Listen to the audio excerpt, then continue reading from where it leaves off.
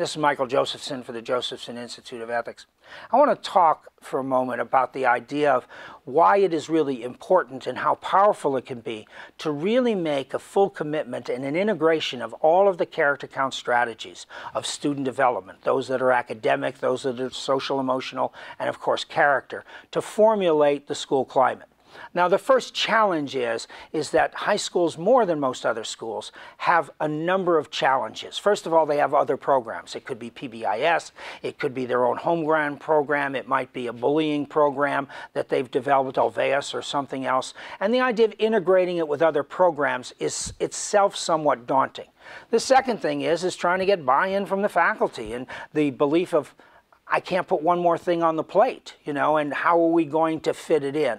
So I want to talk about both of those things. First of all, the idea of how you can integrate and must integrate the kind of character counts notions with these other programs and braid them together rather than have them compete or even one substitute for the other, and how you can find ways to make this so organic that it becomes part of the DNA of the schools, so it not only doesn't take away from the academic achievements and the meeting of the Common Core standards, but it simultaneously helps you achieve the 21st century skills, all the skills needed for career readiness, and all the things that the Common Core is focusing on. Let's first talk about the notion of integration. To understand that character counts is not a curriculum, it's a framework. And it's a framework based upon some very core principles, including the fundamental principle that if you want to change behavior, you have to change attitudes or beliefs. Attitudes and beliefs are often referred to as either mindsets or values. One of the great strengths of character counts is to identify those classic mindsets and values that high school students have, both positive and negative.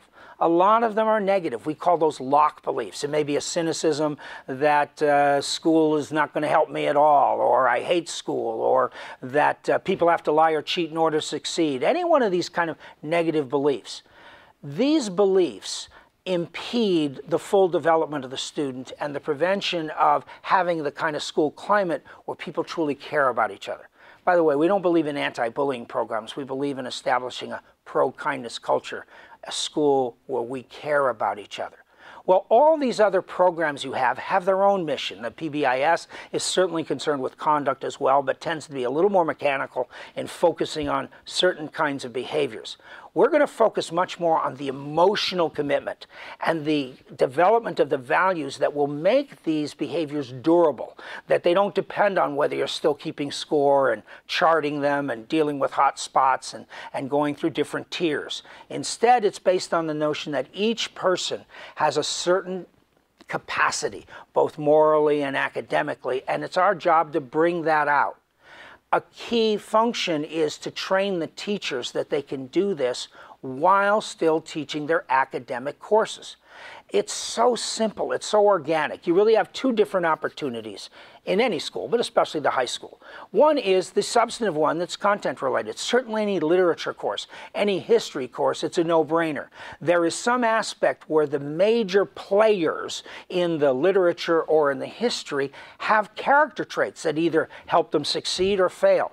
The reconnection of those character traits to success and failure, and showing why Honest Abe was called Honest Abe and why that was important, or George Washington's integrity is so critical, or in contrast, some other leaders who may have failed on some of these things, is absolutely essential.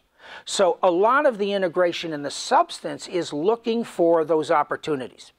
You also have the opportunities of just small things that can come up. It may be a newspaper article, an event that can be commented on, or even some behavior that occurs in your class or on the playground.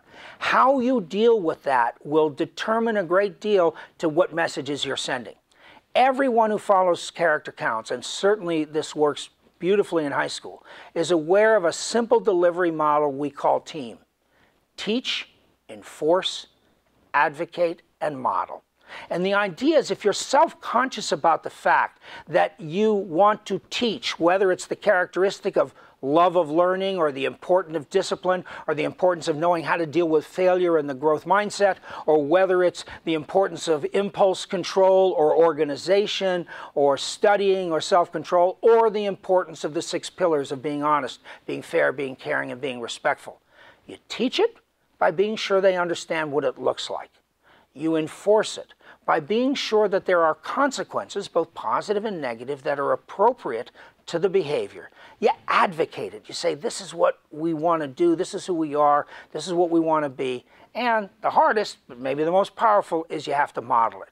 So what I'm saying is that while there may be an initial resistance of high schools, either to the fact that we can't do this, or we shouldn't do this, or we don't have time, it is the most opportune and critical time for you to help young people make that transition into career or into college. And I hope you'll take a really close look at what Character Counts 5.0 can do to really help your high school.